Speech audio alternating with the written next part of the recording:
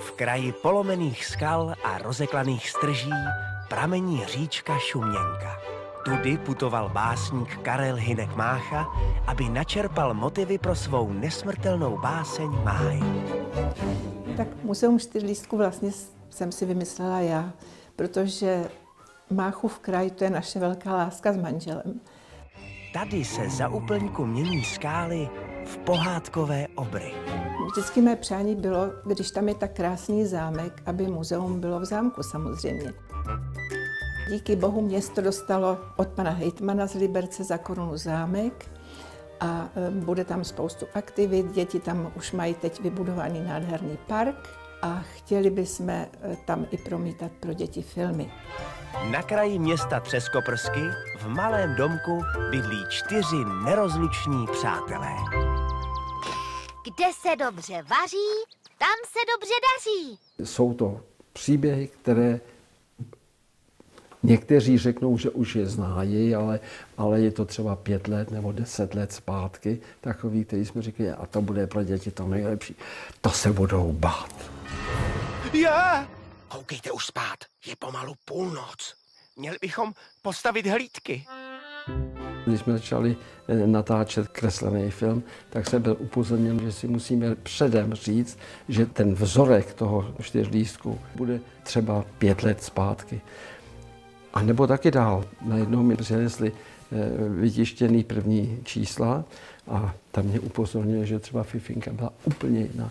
To bylo plný mimino, který velká mašle, jenom oči, nožičky a nebyla to ještě ta holka, která občas speruje ty svoje kolegy, kamarády a bylo to jen takový dítě divné, že má dudlíka.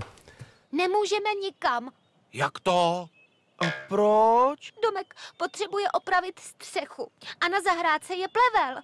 Kdo očiše jablka? Kdo natře okapy?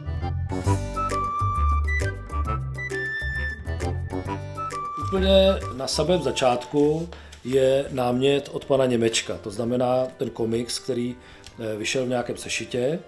Hnedka další krok, ten už připadá na mě, takže musím napsat literární scénář, kde jsou dialogy, už jsou tam ty herecké akce naznačeny všechny a to je podklad pro namlouvání dialogů, což je 3. krok, kdy se sejdeme takhle ve studiu, tady zvukovým a namluvíme dialogy. Ty ale dneska létají nízko. Raději se podívám na zprávy, jaké bude počasí. V kufru je pytel plný sladkostí, Bobíku. Potopa! Bezva, děkuju. Fifinka je pejsek, krásný pejsek a stará se o všechny chlapce v domečku v Třeskoprskách a v čem já Fifinku obdivuju je, že ona je neuvěřitelně výkonná. Ona prostě ráno vstane, okamžitě prostě udělá bábovku, což jako já v životě neudělám hned po ránu. O všechny se stará, všem uklízí, všem žehlí, ještě je má všechny ráda. Takže myslím si, že to je naprosto ideální maminka, tak to na ní obdivuju. Fifinko, máš s sebou moje nové rádio? Mám? A co s ním? Vypadá to, že se splašil můj starý, dávno zapomenutý vynález. Tak já namlouvám roli Myšpulína a Myšpulín je takovej chytrej, snaží se všechny poučovat, snaží se všechno vymyslet, snaží se všechno zařídit, no a ne vždycky si to třeba podaří, no. Tak myslím si, že zrovna v tady tom jsme si hodně podobní s Myšpulínem. Já se pokusím opravit auto a ty, Pinďo, vylezeš na strom. Hotovo! Vyrazím je ráno hned za rozbřesku. Při výběru herců mám takový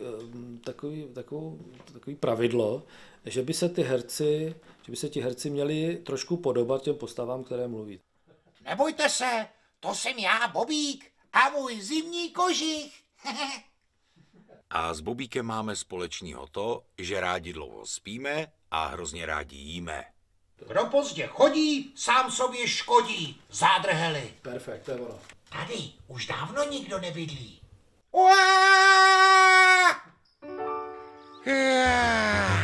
To bude krásný den. Pinďo, ty jsi hlídal celou noc? Je to Pinďa, moje žena mi vždycky říkala, že jsem takový Pinďa, tak jsem moc rád, že konečně i své ženě můžu potvrdit, ano, jsem Pinďa. Dávej pozor, Fifi! Pozor, obleva! Říkala jsem sléz, ne spadni. Jau, Weiss. Animovaný film Čtyřlístku vzniká tak, že režisér Michal Žabka podle scénáře, který dostane od Němečků, nakreslí storyboard. Storyboard je vlastně takový komiks. My ten komiks potom vlastně vememe, dáme ho do počítače a uděláme z něj animatik. To znamená, z těch obrázků, který on nakreslil, už vznikne takový rozpohybovaný film, který podložíme vlastně hlasy herců, kteří mluví jednotlivý postavičky. Odstup, příšero! Fifinku ti nedáme! Andělíčku, můj strážníčku. A ve chvilku, kdy tohleto máme, tak začneme dělat takzvanou animační přípravu, anglicky se tomu říká layout, kde už začneme technicky plánovat jednotlivý záběry, jak by měly fungovat.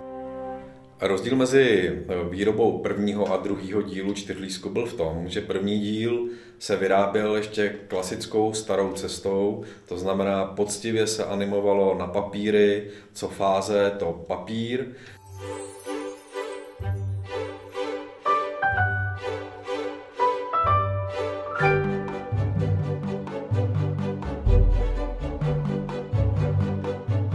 Tyhle jednotlivé papíry se potom musely vlastně natáčet pod kamerou nebo skenovat skenerem a v počítači se jenom vybarvovaly.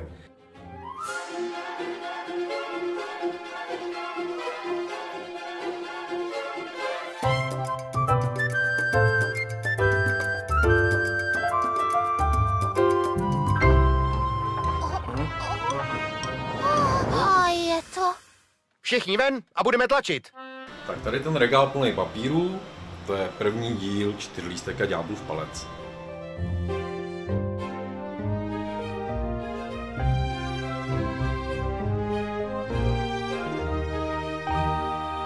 Kdežto u druhého dílu už papíry jsou úplně ze hry, krom teda pozadí, který se pořád kreslí na papíry. Ale ty jednotlivé fáze animace se už kreslí na počítači a ve chvilku, kdy jsou animace hotové, jdeme na schvalovací proces, na schvalovačku, kde si jednotlivé animace schvalujeme s režisérem a s panem Němečkem. A už jsem tady.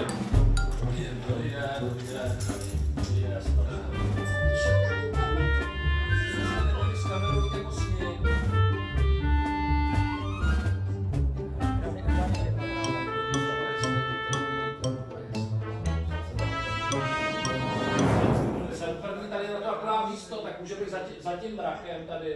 Jo, a tak to se jako mraky můžou jako je. Ale tady, no, ale tady, že by byl měsíc.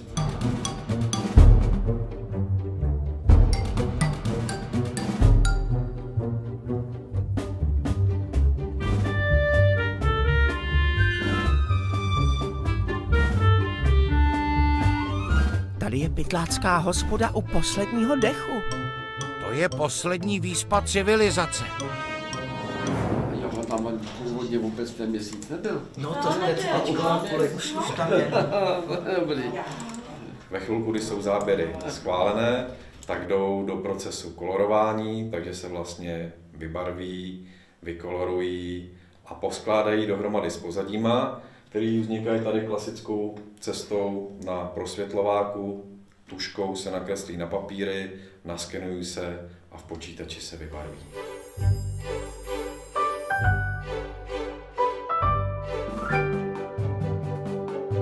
Na kraji malebného města Třeskoprsky v malém domku bydlí 4 nerozluční přátelé.